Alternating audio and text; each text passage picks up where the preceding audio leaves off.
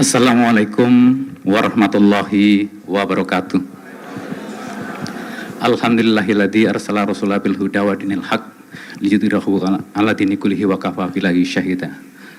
Qala Allah Ta'ala fil kitabil karim, innallaha la yastahyi ayyadriba selama bangutatam fama fawqaha fa ammal ladzina amanu wa ya'lamu annahul haqqu min rabbihim wa ammal ladzina kafaru wa yaquluna madza radahu bihadza mathala yudhilu bihi katsira wa yati bihi katsira wa may yudhilu bihi ilal fasikin. Yang saya hormati Ketua Majelis Pendidikan Tinggi Litbang Pimpinan Pusat Muhammadiyah, Kepala Lembaga Layanan Pendidikan Tinggi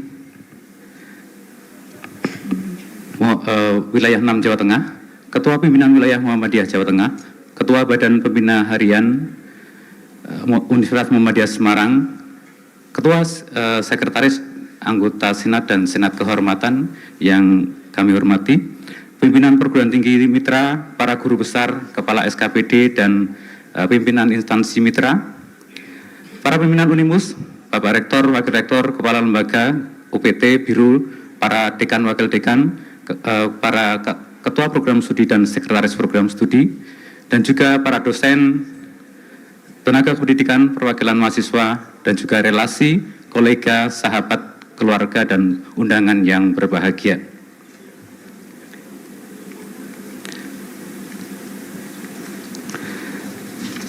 Lebih dari 20 tahun, saya meneliti dan mempelajari tentang nyamuk. Dan dari proses perjalanan itu, kami mendapatkan banyak pengetahuan yang mempengaruhi pemikiran, tindakan, dan juga karya ilmiah saya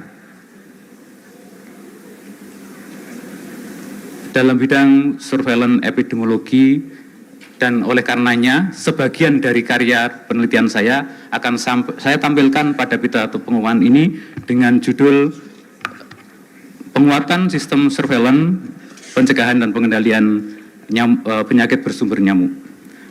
Bapak Ibu sekalian, nyamuk diduga telah ada sejak 200 tahun silam di muka bumi ini, dibuktikan dari fosil yang ditemukan di Lebanon Selatan. Dan saat ini, para ahli telah mampu mengidentifikasi lebih dari 3.700 spesies nyamuk di seluruh permukaan bumi. Secara prinsip, nyamuk itu menimbulkan dua gangguan utama bagi manusia. Yang pertama adalah gangguan kebisingan, dan yang kedua luka gigitan. Kebisingan ini disebabkan oleh getaran sayap nyamuk dengan frekuensi 100 sampai 1000 Hz dengan menimbulkan suara 67 sampai 103 desibel. Ini dalam jarak 12 cm ketika orang tidur.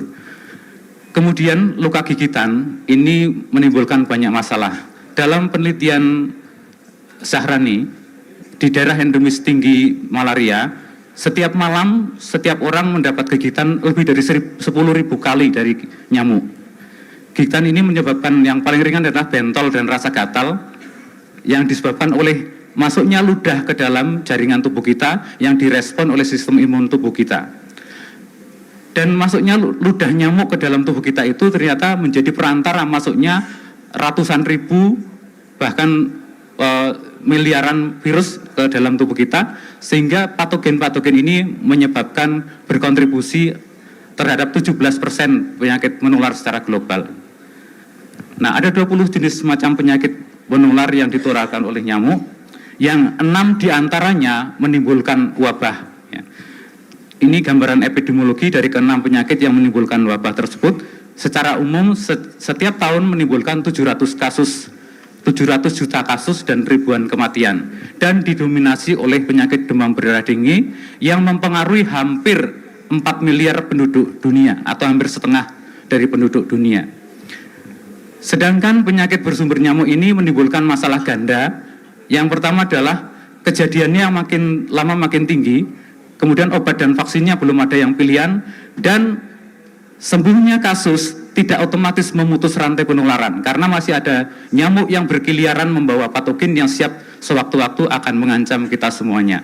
Oleh karena itu, penguatan sistem surveillance perlu dilakukan dan kami dalam tim riset melakukan beberapa penguatan sistem surveillance. Yang pertama adalah perluasan area surveillance, terutama di era pemanasan global ini. Daerah-daerah pegunungan yang dulunya dingin dan nyamuk tidak kerasan, sekarang menjadi tempat yang nyaman untuk tumbuh kembangnya nyamuk, sehingga penyakit-penyakit bersumber nyamuk mulai merambah ke pegunungan. Di zaman modern ini juga, orang membangun itu cenderung gedung bertingkat, maka kami perluasan surveillance ke gedung-gedung bertingkat, dan ternyata gedung bertingkat pun rawan untuk penularan penyakit bersumber nyamuk karena ada populasi nyamuk yang mengikuti aktivitas manusia.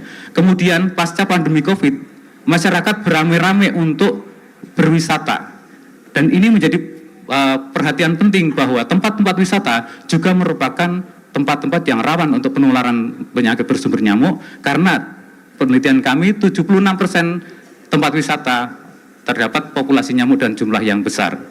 Kemudian tidak kalah penting adalah tempat pendidikan, sarana pendidikan anak usia dini pada pendidikan dasar ini juga merupakan potensi tempat-tempat yang berpotensi untuk penularan penyakit bersumber nyamuk. Penelitian kami belum terpublikasi karena masih berproses. Kemudian penguatan yang kedua adalah pemanfaatan teknologi molekuler. Di bawah bimbingan Prof. Safrudin di Ekman, saya mencoba belajar ilmu molekuler dan kemudian dimanfaatkan untuk surveillance virus dengue maupun mutasi genetik penyakit pada nyamuk Aedes akibat paparan insektisida, dan juga memetakan keragaman genetik dari suatu nyamuk dari suatu tempat perpindahannya ke tempat lain. Itu bisa dilacak dengan analisis keragaman genetik. Di samping itu juga bersama dengan Prof. Suharyo kami melakukan surveillance terhadap mikrofilaria berbasis molekuler. Kemudian untuk masyarakat awam dan para mahasiswa, kami menciptakan cara-cara surveillance yang mudah dengan aspirator nyamuk atau alat penyedot jentik untuk tempat-tempat yang sulit dijangkau, juga menggunakan kaleng bekas untuk perangkat nyamuk yang mematikan, dan menggunakan kain tile untuk membuat jaring nyamuk untuk mempermudah penangkapan nyamuk. Karena nyamuk itu kecil dan terbangnya cepat. Ini adalah bentuk alat penyedot jentik dan jaring nyamuk, dan ini adalah skema lethal arbitrary atau kaleng perangkap nyamuk yang mematikan. Di samping itu, kami juga mengembangkan metode berbasis masyarakat dengan mengembangkan model piket pemantauan jentik, di mana sebelum COVID itu hampir seluruh kabupaten kota di Jawa Tengah sudah kami inisiasi untuk mengembangkan kawasan bebas jentik dengan membentuk piket pemantauan jentik. Piket pemantauan jentik adalah dilakukan oleh Ibu PKK yang kemudian secara bergilir tiap minggu untuk memantau jentik lingkungannya masing-masing. Datanya dilaporkan kepada RW, kelurahan, dan puskesmas, dan menjadi masukan bagi sistem surveillance vektor tingkat nasional masuk ke dalam Silantor. Terima kasih Pak Wahyu sudah mengajak saya untuk secara khusus berperan dalam hal ini.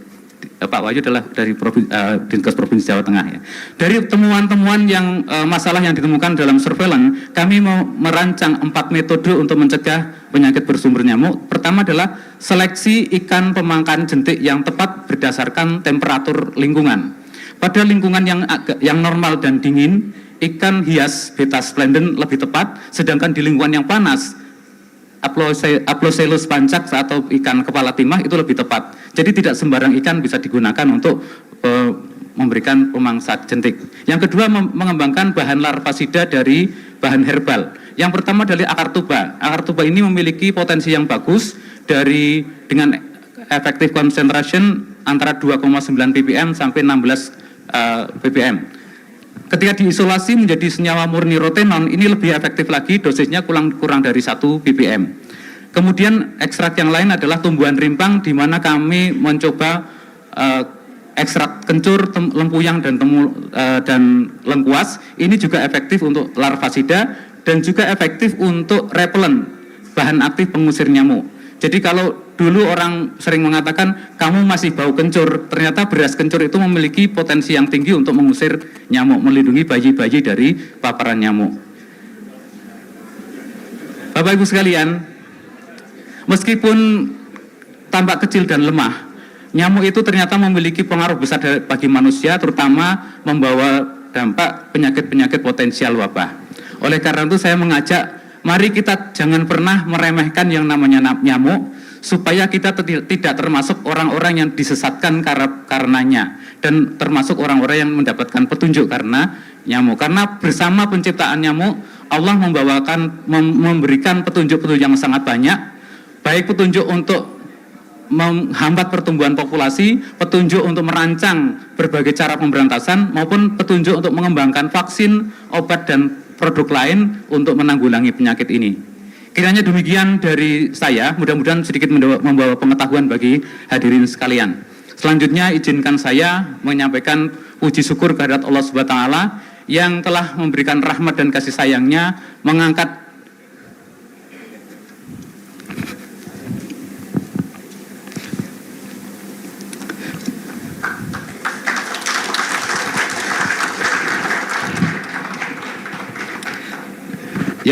saya sebagai profesor. Mudah-mudahan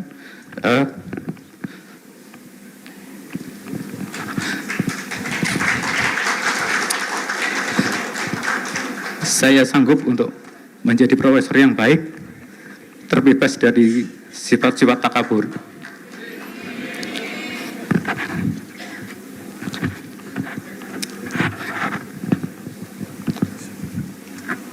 Ucapan terima kasih juga kami sampaikan kepada Menteri Pendidikan Tinggi dan Teknologi yang telah menetapkan saya sebagai profesor setelah lolos dari uji kompetensi. Juga kepada Kepala LDikti Wilayah 6 Jawa Tengah, terima kasih sudah memfasilitasi dan membina kami sehingga proses pengusulan Java dari awal sampai profesor berjalan dengan baik. Kepada BPH Unimus kami ucapkan terima kasih sudah menerima saya sebagai dosen dan melakukan pembinaan sehingga saya mencapai pada tataran ini. Kepada Bapak Rektor terima kasih, saya sudah mendapatkan pembinaan dan fasilitas yang sangat banyak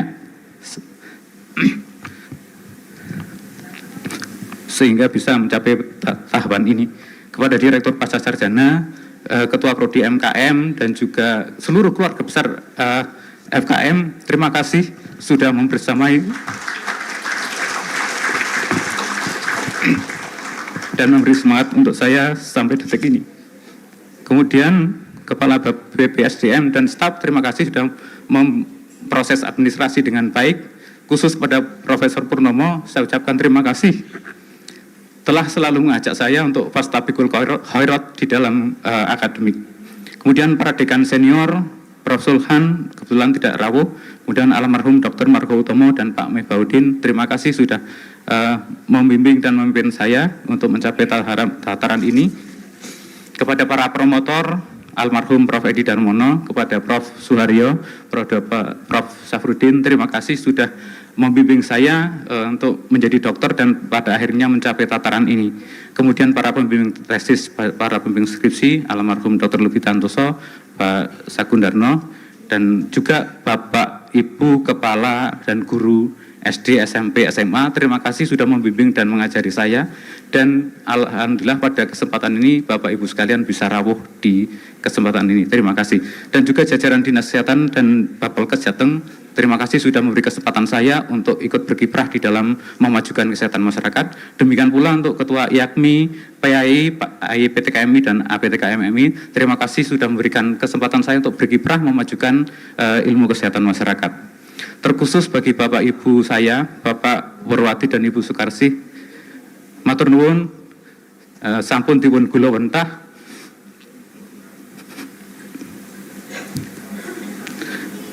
wiwit tasih wonten kandungan atus diwasa.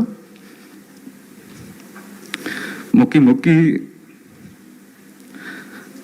anggen kula dadi profesor najan to mboten setimpal kali perjuangan panjenengan saged ndadosaken bagian mikul dhuwur mendem jero membangun nama besar, nama baik keluarga. Kepada adik-adikku Nur Sarinti dan Samyati, terima kasih sudah selalu mendukung untuk maju. Kepada Bapak dan Ibu mertua, Bapak Ali Barokah dan almarhumah Ibu Pujayanti, terima kasih sudah menyayangi dan merengkuh saya sebagaimana seperti keluarga asli, dan terima kasih sudah mendukung saya untuk terus maju. Kepada keluarga besar kami, masyarakat Desa Samping, Bapak Lurah dan seperangkat dan seluruh keluarga yang ikut hadir pada hari ini, dan juga keluarga RT 06 Sendang Mulyo, saya terima kasih sudah menjaga keharmonisan. Kepada keluarga besar Lembaga Biologi Molekuler Eijkman Jakarta, terima kasih sudah mengajari saya ilmu molekuler yang kemudian membawa saya sampai pada detik ini. Kepada anak-anakku Amirul, Amira, dan Alia, kamu adalah permata hati Bapak. Semoga pencapaian dan perjuangan ini bisa menjadi motivasi dan guidance untuk kalian bertiga untuk berjuang meraih masa depan kalian yang cemerlang. Khusus untuk istriku Nining Nurahayu, terima kasih atas kesabarannya. Terima kasih sudah mendampingi dalam berbagai liku-liku kehidupan sampai akhirnya mencapai pada tataran ini. Mudah-mudahan raihan profesor ini bisa menjadi pelepas kepenatan dan membawa keberkahan untuk kita dan keluarga kita dan juga masyarakat pada umumnya. Terima kasih kepada Bapak Ibu semuanya. Mohon maaf bila ada hal-hal yang kurang berkenan. Dan satu hal untuk para pejuang akademik, mahasiswa dan dosen, saya ingin menyampaikan satu penyemangat untuk kita. Syukuri apa yang ada, hidup adalah anugerah. Tetap jalani hidup ini, melakukan yang terbaik. Tuhan pastikan menunjukkan kebesaran yang kuasa bagi yang sabar dan tak asa. Jangan menyerah. Assalamualaikum warahmatullahi wabarakatuh.